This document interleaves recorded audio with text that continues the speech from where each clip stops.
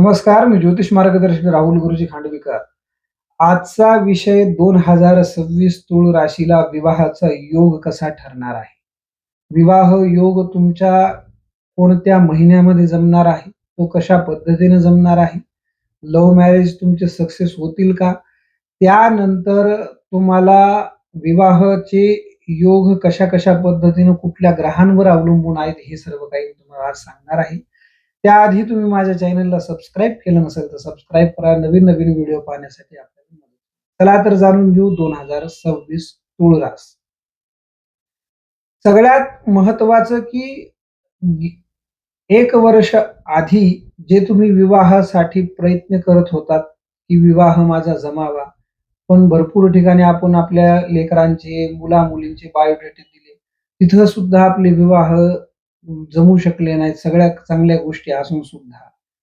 त्यानंतर आता तुमच्या तुळ राशीला एक इतका सुंदर फायदा आणि सुंदर ग्रहांचा योग जुळून आलेला आहे.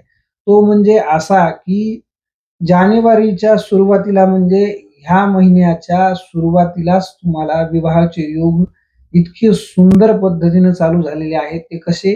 कारण की गुरुचं भ्रमण हे भाग्यस्थानातून आहे आणि वर्षभर गुरु भाग्यस्थान, दशमस्थान आणि लाभस्थानातून भ्रमण करणार आहे. तर भ्रमण गुरु करत असल्यामुळे गुरु भाग्यात नैसर्गिक कुंडलीप्रमाणे गुरु भाग्यशाचाच स्वतः कारक असल्यामुळे गुरु हा तुळ राशीला अत्यंत बलशाली ठरणार आहे. तुमचे विवाह योग कशा-कशा पद्धतीने जुळणार आहेत ते जाणून घेऊया. त्यामध्ये जून ते जुलैपर्यंत अतिशय प्रभावशाली तुमचे विवाह योग ठरणार आहे. तुमचे कुठं विवाह पहिले रखडलेले असतील, तुम्ही कुठं बोलून ठेवलेले असतील, त्यांना परत संपर्क साधावा. तिथेही तुमचे योग परत जुळून येऊ येऊ शकतील. कारण की एप्रिल महिन्यामध्ये जे जुने नातेसंबंध खराब झालेले आहेत किंवा आपण मुलगी दाखवलेली आहे, मुलगा दाखवलेला आहे आणि काहीतरी आपण गैरसमजातून आपलं विवाह मोडलेला आहे. परत तुम्ही संपर्क साधा, विवाह तुमचा तिथं जमून जाईल. कारण की शुक्राची सुद्धा स्थिती अत्यंत बलशाली एप्रिल महिन्यामध्ये राहणार आहे. त्यानंतर शनीची साथ सुद्धा तुमच्या राशीला अतिशय फलदायी राहणार आहे. कारण की शनी हा तुम्हाला तुळ राशीला वर्षभरामध्ये सौख्याचा कारक ठरणार आहे.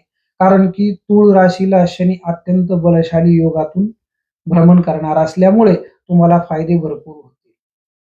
त्यानंतर तुळ राशीला गुरूचं भ्रमण हे भाग्यातून असल्यामुळे तुम्हाला मुलांना आणि मुलींना विवाहाच्या संबंधित जर विचार केला, तुमचं प्रेमविवाह असेल म्हणा समजा कुठं किंवा ते घरच्यांना पसंत नाहीये, तुम्ही एप्रिल महिन्यामध्ये घरी ते सांगावं.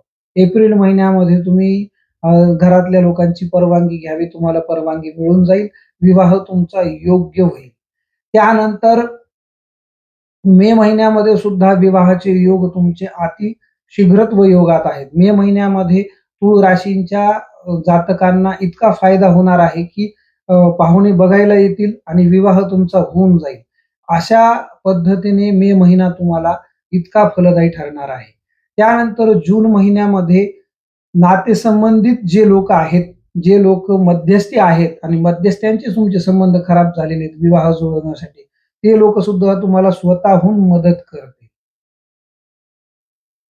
नंतर तुम्हाला नोव्हेंबर ते डिसेंबरमध्ये तुम्ही विवाहाच्या तारखा काढू नका. विवाह तुम्ही तुळ राशींनी करू नका कारण की राहूचं भ्रमण अत्यंत नोव्हेंबरमध्ये तुळ राशीला घातक ठरणार आहे. त्यामध्ये तुमचा विवाह मोडण्याची शक्यता आहे. विवाह झाला तर घटस्फोट होण्याची शक्यता जास्त येऊ शकते. त्यानुसार आपल्या कुंडलीचाही अभ्यास करणं तिथं गरजेचं असतं. त्यामध्ये तुम्ही अजून विवाह योग तुमचा लवकरात लवकर यावा, मनासारखी मुलगी किंवा मनासारखा मुलगा आपल्याला मिळावा, त्यासाठी तुम्ही गुरुग्रहाचं दान करणं गरजेचं राहील. शुक्र ग्रहाचा रत्न तुम्ही दान करणं गरजेचं राहील. त्यानंतर तुम्ही शुक्र ग्रहाचं रत्न तुम्ही स्वतः धारण करू शकता. कारण की तुमचा राशीस्वामी शुक्र आहे, पण तुमच्या कुंडलीमध्ये शुक्र कशा पद्धतीनं आहे हे बघणं गरजेचं आहे. ज्यांचे 2-3 वर्षापासून लव्ह मॅरेज रखडलेले आहेत, नुसतं आपण फोनवर बोलत आहेत आणि घरचे लोकं तुम्हाला परवानगी देत नाही. त्या लोकांसाठी खास आजचा उपाय. सगळ्यात महत्त्वाचा छोटा उपाय असा आहे, की तुम्ही शुक्राचा रत्न वापरावा.